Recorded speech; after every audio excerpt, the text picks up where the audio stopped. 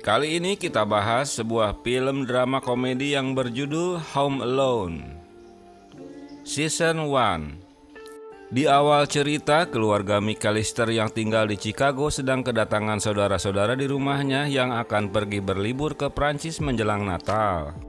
Kevin adalah anak bungsu McAllister yang keberadaannya dianggap sebagai anak bawang karena selalu dikeluhkan baik oleh orang tua maupun saudara-saudaranya. Sampai suatu ketika, Kevin yang sudah kesal akhirnya berkelahi dengan sang kakak bernama Fuller yang mengakibatkan kekacauan di meja makan. Ayah Kevin yang sedang membersihkan tumpahan minuman, tak sengaja dia membuang paspor milik Kevin.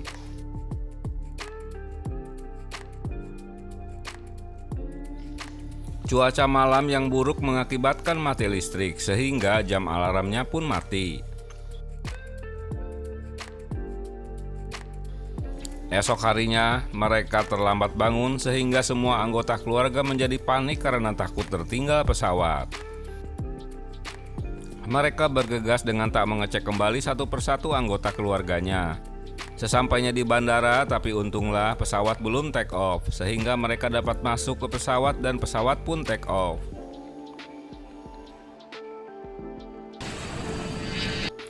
Kevin yang baru bangun dari tidurnya belum tersadar bahwa anggota keluarga telah pergi meninggalkannya.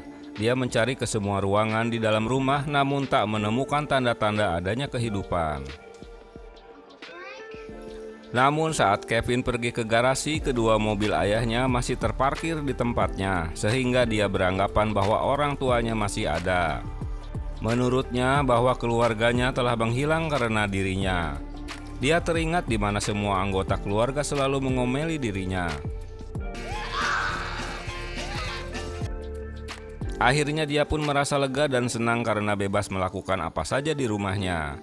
Mengambil dan memainkan barang-barang milik kakaknya, memakan apa saja makanan yang tersedia di rumah sambil menonton film. Di dalam pesawat, ibu Kevin mulai merasa ada yang tertinggal. Dia bertanya-tanya pada suaminya, dan akhirnya mereka teringat bahwa Kevinlah yang tertinggal di rumah. Sementara Kevin di rumah sedang asik bermain pelosotan. Kini orang tuanya dan pamannya merasa bersalah telah meninggalkan Kevin. Pada bagian lain, kedua perampok yang biasa menyatroni rumah-rumah kosong saat liburan Natal pun mulai merencanakan kejahatannya. Tentu guna menggasak barang-barang berharga yang berada di rumah tersebut. Kevin yang terbangun dari tidurnya melihat bayangan yang memasuki halaman rumahnya. Dengan cerdas dia menyalakan semua lampu yang berada di rumah itu, sehingga membuat kedua perampok itu kabur dari rumahnya. Karena mereka beranggapan bahwa target rumahnya itu masih berpenghuni. Esok harinya, Kevin yang sedang keluar rumah, dia berpapasan dengan kakek tua yang selalu membawa skop. Karena takut, dia pun berteriak dan kembali masuk ke rumahnya. Setelah pesawat mendarat di Paris, ibu Kevin segera menghubungi kantor polisi di dekat rumahnya. Namun polisi tak menanggapi dengan baik laporannya tersebut. Mereka saling melemparkan pembicaraan itu satu sama lain. Begitu juga dengan keluarga lainnya yang berusaha menghubungi teman-temannya, namun tak ada yang mendapat jawaban. Di rumah, Kevin masih ketakutan setelah melihat Pak Tua. Atas laporan yang diterimanya, seorang polisi bergegas datang untuk mengecek situasi rumah. Namun karena Kevin masih ketakutan sehingga dia tak mau membukakan pintu rumahnya. Dan polisi itu mengabarkan ke kantornya bahwa situasi rumah kosong dan terlihat baik-baik saja. Di Bandara Paris, tiket untuk kembali ke Amerika pun habis sehingga mereka tak bisa berbuat apa-apa. Ibu Kevin tetap menunggu di bandara agar dapat mendapatkan tiket yang dibatalkan oleh penumpang. Sementara anggota keluarga lainnya tetap melanjutkan rencananya.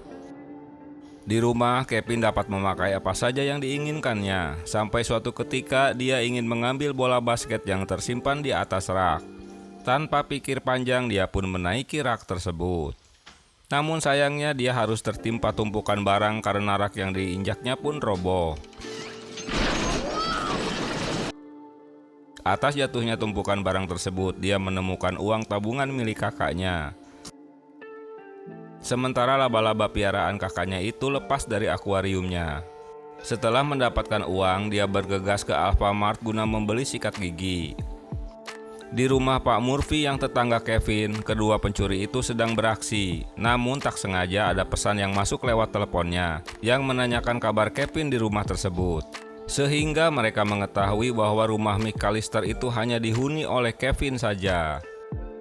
Kevin mendapatkan sikat gigi yang dicarinya, namun dia bertemu kembali dengan kakek tua, sehingga dia kabur dari toko dengan membawa sikat gigi yang sedang dipegangnya. Pegawai toko menyangka bahwa Kevin sengaja kabur untuk mencuri sikat gigi tersebut. Polisi yang ada di TKP pun mengejarnya. Namun Kevin yang lebih pintar dapat menghilang dari kejaran polisi tersebut.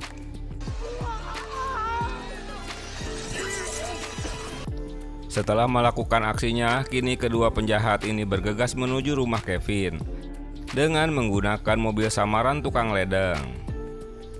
Untuk mengelabui kedua penjahat, malam harinya Kevin memainkan beberapa boneka agar terkesan bahwa dia tak sendirian di dalam rumah. Dan aksinya ini membuat perampok itu percaya bahwa rumah itu masih berpenghuni. Di Prancis, liburan mereka pun jadi berantakan. Mereka hanya tinggal di apartemen, sementara ibunya masih menunggunya di bandara. Dengan memanfaatkan film di TV, Kevin yang memesan pizza untuk makan malam, dia mengerjai pegawainya yang mengantarkan pizza tersebut. Sehingga pengantar pizza itu pun tunggang-langgang ketakutan karena ulahnya. Di bandara, ibu Kevin dapat bertukar tiket dengan penumpang yang akan pergi hari itu, namun dengan tujuan kota Dallas, dengan menambahkan uang sebagai kompensasinya. Esok harinya, kedua perampok itu memantau kembali rumah Kevin. Mereka kebingungan karena semalam rumah itu begitu ramai, namun siang ini begitu sepi. Karena penasaran, mereka pun berusaha untuk memasuki rumah tersebut. Kedatangan seorang perampok mendapat perlawanan dari Kevin. Dia dapat mengelabui perampok itu dengan petasannya, sehingga perampok itu pun kabur. Di bandara Dallas, ibu Kevin malah menemui masalah yang sama di mana dia tak bisa mendapatkan tiket untuk pulang ke rumahnya, sehingga terjadi perang mulut dengan petugas bandara. Keributan itu memancing seseorang yang bernama Polinsky untuk mengantarkannya ke Chicago karena tiket pesawat mereka juga dibatalkan, sehingga mereka terpaksa harus menyewa sebuah van untuk pergi ke kota lain yang melewati Chicago. Kedua perampok yang masih memantau rumah Kevin akhirnya mereka mengetahui jika mereka dikerjai oleh bocah tersebut. Saat memasang lampu-lampu di pohon Natal, Kevin menyadari ada yang sedang menguntitnya.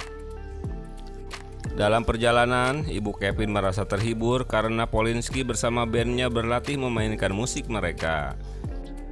Di malam Natal di gereja, Kevin bertemu kembali dengan kakek tua. Dia memintanya agar Kevin tak takut padanya.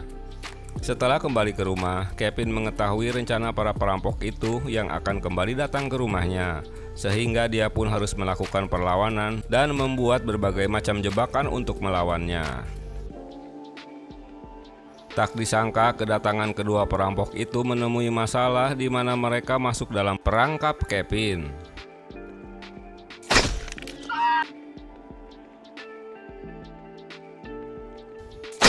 Merasa dipermainkan oleh bocah, mereka pun berpencar.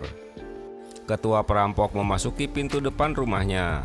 Namun, apes dia harus terpleset karena Kevin telah memberikan pelicin pada tangganya.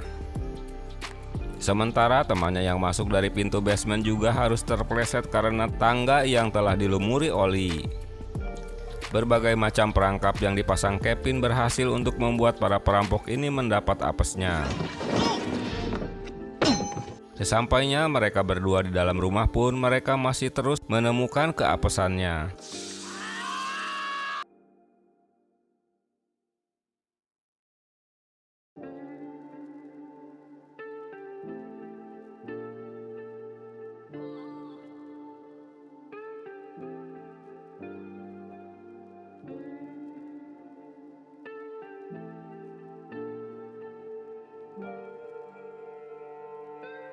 Setelah Kevin terpojok, dia menghubungi 911 guna mendapat bantuan dari polisi. Sementara Kevin dapat kabur dari dalam kamarnya melalui tali peluncur yang telah disiapkannya. Kedua perampok yang penasaran terus mengejarnya. Namun setelah keduanya berada di tengah, tali itu pun diputuskan Kevin, sehingga kedua perampok itu pun jatuh dan menabrak tembok.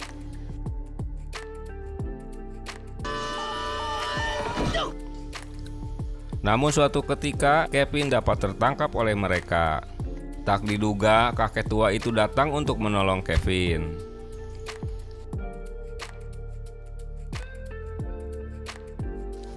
Kedatangan polisi ke rumah Kevin dapat menangkap kedua perampok tersebut. Hal ini tentu membuat Kevin senang. Setelah masalah itu selesai, Kevin melanjutkan kembali malam Natalnya sendirian. Esok harinya, tak ada yang dapat dilakukan Kevin karena hujan salju pun turun begitu lebatnya. Namun tak diduga sang ibu pun tiba di rumah. Beberapa saat kemudian, semua anggota keluarganya pun tiba di rumahnya. Hal ini tentu membuat mereka merasa bersalah terhadap Kevin.